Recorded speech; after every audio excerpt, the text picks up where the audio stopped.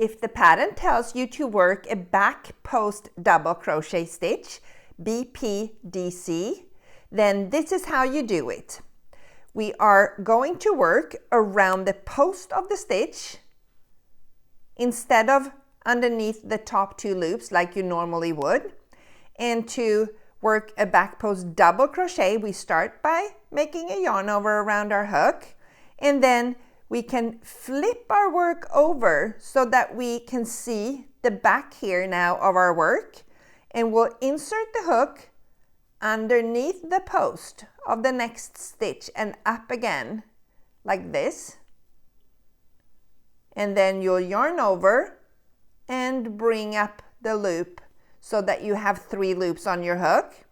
Then you yarn over and go through the first 2 and yarn over again and go through the last 2. So that finished our back post double crochet. Here on the right side we can see how it's wrapping around the back of the post, and if we flip over you can see how that means that the stitch is getting raised here in the back. So commonly used if you're working a rib texture where you may alternate front post with back post, front post, back post, and so on. So let us work one more together here.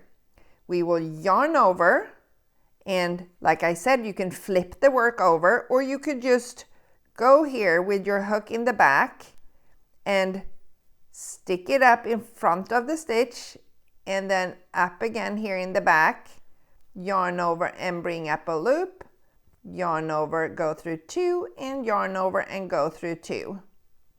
So that was 2 back post double crochet stitches made here now.